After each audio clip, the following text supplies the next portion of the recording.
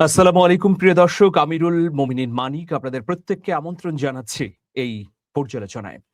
বাংলাদেশ নিয়ে বড় লড়াইয়ে হারলো ভারত, জিতলো পাকিস্তান। চাঞ্চল্যকর খবর। কি ঘটনা, চলুন আমরা একটু নজর দেই।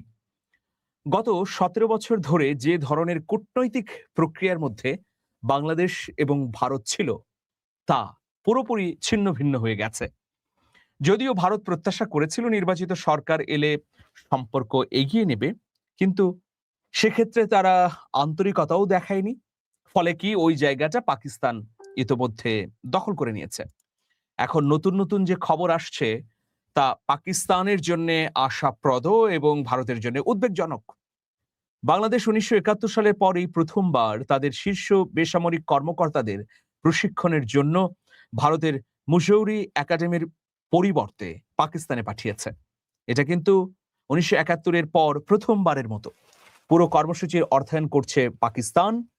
দক্ষিণ এশিয়ায় প্রভাব বিস্তারের এক বড় লড়াইয়ে এর মধ্য দিয়ে হেরে গেল ভারত। দিল্লির সামনে এখন অন্ধকার। হাসিনা পরবর্তী ভূ রাজনৈতিক পুনর্গঠন এখন বাস্তব। সেই বাস্তব প্রক্রিয়ার অংশ হিসেবেই বাংলাদেশের বেসামরিক কর্মকর্তারা প্রশিক্ষণ নিতে ইতোমধ্যে পাকিস্তানে গিয়েছেন। আগে মানে গত ৫৫ বছর ধরেই বাংলাদেশের বেসামরিক কর্মকর্তারা প্রশিক্ষণ নিতে ভারতে যেতেন। দেখুন, বাংলাদেশ সিভিল সার্ভিস মানে বিসিএস এর ১২ জন উচ্চপদস্থ কর্মকর্তা এক বিশেষ প্রশিক্ষণ কর্মসূচিতে অংশ নিতে পাকিস্তান গিয়েছেন। তারা ফিরেও এলেন।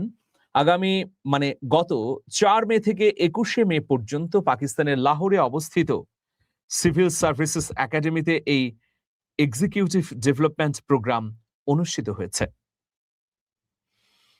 জনপ্রশাসন মন্ত্রণালয় থেকে এ সংক্রান্ত একটি সরকারি আদেশে এই তথ্যগুলো আমরা জানতে পেরেছি। তাছাড়া শি জিনপিং তার এক্স এ একটি পোস্টও করেছেন এই সম্পর্কিত বিষয়ে। আপনারা বলতে পারেন যে চীনের প্রেসিডেন্টের এক্স থেকে কেন এই ধরনের পোস্ট করা হলো। এটাতে তো চীনের স্বার্থ আছে। ভবিষ্যতে শুধু পাকিস্তানে না, বাংলাদেশের সামরিক বেসামরিক কর্মকর্তারা চীনে যাবে প্রশিক্ষণ নিতে। যথাযথ কর্তৃপক্ষের অনুমোদনের পর জনস্বার্থে এই আদেশ জারি করে জনপ্রশাসন মন্ত্রণালয়ের উপসচিব মোহাম্মদ মাহমুদ উল্লাহ মারুফ।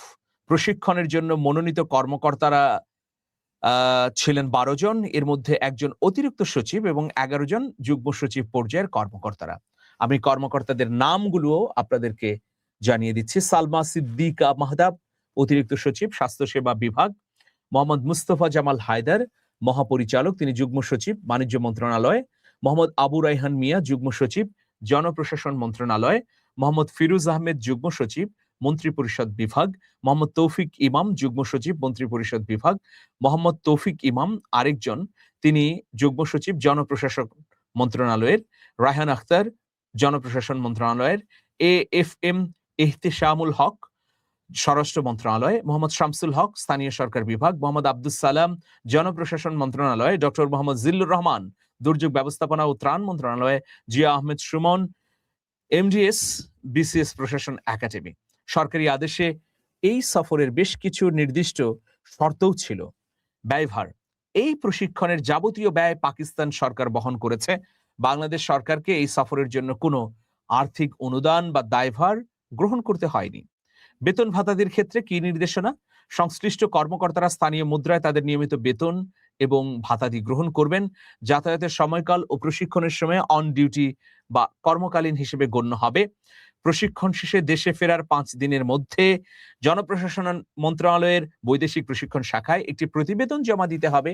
তারা যেহেতু ২১শে মে ফিরেছেন আর আজকে হচ্ছে ২৫শে মে, সুতরাং তাদেরকে ৫ কর্মদিবসের মধ্যে কি প্রশিক্ষণ নিলেন সেটি জানাতে হবে। অনুমোদিত সময়ের বাইরে কোনো কর্মকর্তা পাকিস্তানে অবস্থান করতে পারবেন না এবং ফিরে এসে অবিলম্বে নিজ নিজ কর্মস্থলে যোগদান করতে হবে। সম্প্রতি সরকারি কর্মকর্তাদের দক্ষতা বৃদ্ধিতে আন্তর্জাতিক সহযোগিতা বাড়ানোর উপর গুরুত্ব দিচ্ছে সরকার। এরই ধারাবাহিকতায় লাহোরে এই উচ্চতর প্রশিক্ষণের আয়োজন করা হয়েছে বলে সংশ্লিষ্ট সূত্র মারফত জানা গেছে। প্রিয় দর্শক, অত্যন্ত গুরুত্বপূর্ণ এবং তাৎপর্যপূর্ণ একটি খবর। দেখুন, এতদিন ধরে আমরা ভারতে প্রশিক্ষণ নিতে যেতাম, কিন্তু এখন সেটি পাকিস্তানে স্থানান্তরিত হলো। এর পেছনে কি কারণ থাকতে পারে, আমি কারণগুলো বিশ্লেষণ করতে চাই। দেখুন, গণ অভ্যুত্থানের পর থেকে ভারত অভিমানী স্ত্রীর মতো মুখ লুকিয়ে আছে। অভিমানী স্ত্রী বললে ভুল হবে, যে অভিমান করে আছে তা কিন্তু নয়। আগ্রাসী রূপও আমরা দেখেছি। আমাদের গণ অভ্যুত্থানকে তারা জঙ্গিবাদী তৎপরতা বা চক্রান্ত হিসেবে অভিহিত করেছে, বিশ্বব্যাপী এই ন্যারেটিভ ছড়িয়ে দেবার চেষ্টা করেছে। দেখুন, আমরা প্রত্যাশা করেছিলাম ভারতের সঙ্গে আমাদের যে বৈষম্যমূলক অবস্থান সেটি দূর হবে গণতান্ত্রিক নতুন সরকার প্রতিষ্ঠিত হলে। বিএনপি সরকার ক্ষমতায় এসেছে, এখন ভারতের প্রতিশ্রুতি মোতাবেক দিল্লিকে এই সম্পর্ক এগিয়ে নেবার কথা, কিন্তু সেক্ষেত্রে দিল্লিও ভেবে চিনতে এগুচ্ছে।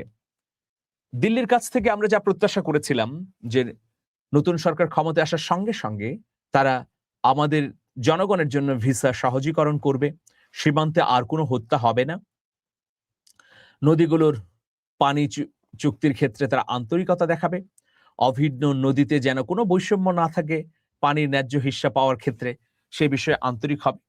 কিন্তু আশায় গুড়ে বালি। আমরা এগুলোর ক্ষেত্রে ভারতকে ইতিবাচক কোনো পদক্ষেপ গ্রহণ করতে দেখিনি। ভারতের নতুন দূত হয়তো কয়েকদিনের মধ্যে বাংলাদেশে চলে আসবেন। তিনি আসার পর কোনো অগ্রগতি হবে কিনা তাও স্পষ্ট নয়, যে কারণে বাংলাদেশ তো আর কারো অপেক্ষায় বসে থাকবে না। সুতরাং বাংলাদেশ তার নতুন পথ খুঁজে নিয়েছে। তবে বাংলাদেশের সামনে একটি কঠিন পরীক্ষাও আছে। এই উপমহাদেশের চীন, ভারত এবং পাকিস্তানে কিভাবে ডিল করবে সেই পরীক্ষা। বাংলাদেশ যদি অত্যন্ত প্রজ্ঞা, দূরদর্শিতা এবং ভারসাম্যের মধ্য দিয়ে তিনটি দেশকে ডিল করতে পারে, কূটনীতির ক্ষেত্রে একটা ভারসাম্যপূর্ণ সমীকরণ তৈরি করতে পারে, তাহলে নিশ্চয়ই বিজয়ের পথে এগিয়ে যাবে। আমরা কেবলমাত্র পাকিস্তানমুখীও হতে চাই না, চীনমুখীও হতে চাই না। সমগ্র বিশ্বের দরজাগুলো আমাদের জনগণের সামনে উন্মুক্ত থাকবে। একটা উদাহরণ দিচ্ছি, ভারতে প্রচুর পরিমাণ বাংলাদেশি যেত চিকিৎসার জন্য, প্রথমত পর্যটনের জন্য, দ্বিতীয়ত বড় আকারে চিকিৎসার জন্য। কিন্তু 24-এর 5ই আগস্টের পর ভিসা এতটাই জটিল করে দিল, ভিসা বন্ধ করে দিল তারা। কোনো কোনো ক্ষেত্রে হয়তো 1000-এর মধ্যে একটা দুটো ভিসা তারা দিত। তো এইরকম প্রেক্ষাপটে আমাদের জনগণ চিকিৎসার জন্য ভিন্নমুখী চিন্তা শুরু করলো। চীন পাশে এসে দাঁড়ালো, চীনের 4টি হসপিটালকে ডেডিকেটেড করা হলো বাংলাদেশের জন্য। অন্যদিকে দেখুন, আরেকটা বিষয় সামনে আসলো যে বাংলাদেশের স্টুডেন্টরা যারা ইউরোপের দেশগুলোতে যাবে, যারা আমেরিকান রাষ্ট্রগুলোতে যাবে, তাদের ভিসা সেন্টারগুলো যেন ভারত থেকে প্রত্যাহার করে বাংলাদেশে আনা হয়। তো ইউরোপীয় ইউনিয়নভুক্ত অনেকগুলো রাষ্ট্র ভারতের পরিবর্তে বাংলাদেশে বা সিঙ্গাপুরে বা ব্যাংককে তাদের অফিস খুলেছে, কারণ ভারত তো আমাদের ভিসা দিচ্ছে না। তো ভারতের ভিসার অপেক্ষায় আমাদের স্টুডেন্টরা কি বসে থাকবে? তাদের শিক্ষা দীক্ষা কি বন্ধ হয়ে যাবে? ফলশ্রুতিতে তাদের প্রতি আহ্বান জানানোর কারণে অনেক রাষ্ট্র ইউরোপের তারা বাংলাদেশে ইতিমধ্যে অফিস খুলেছে। আর এর বাইরে অনেক রাষ্ট্র ভারত থেকে তাদের অফিস বাংলাদেশের জন্য প্রত্যাহার করে নিয়েছে, সে পরিবর্তে ব্যাংককে এবং সিঙ্গাপুরে খোলা হয়েছে। তো দেখুন, দরজা একটা বন্ধ করলে আর অনেক দরজা খুলে যাবে, এটাই হচ্ছে পৃথিবীর নিয়ম। ভারত এই জায়গায় এসে প্রচন্ড মার খেলো, ভারত বলা যায় যে হেরেই গেল।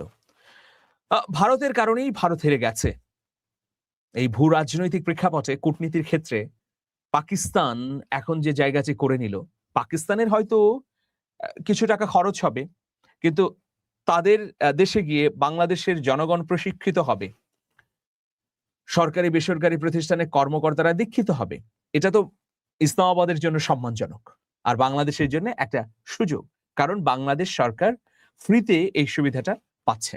ভবিষ্যতে চীনের পক্ষ থেকেও ইঙ্গিত দেওয়া হয়েছে যে সামরিক বা বেসামরিক যে কোনো প্রশিক্ষণের ক্ষেত্রে তারা সহযোগিতা করবে। তারা তাদের অর্থায়নে বাংলাদেশের সশস্ত্র বাহিনীর সদস্যদের বিভিন্ন পর্যায়ে এবং বাংলাদেশের সরকারি কর্মকর্তাদের প্রশিক্ষণ দেবে। তো সম্ভাবনার দিগন্তগুলো আরো উন্মোচিত হোক। আমরা কেন একমুখী থাকবো? আমরা কারো প্রতি দায়বদ্ধ না, দায়বদ্ধ কেবল দেশের প্রতি, দেশের সার্বভৌমত্বের প্রতি এবং শহীদদের প্রতি।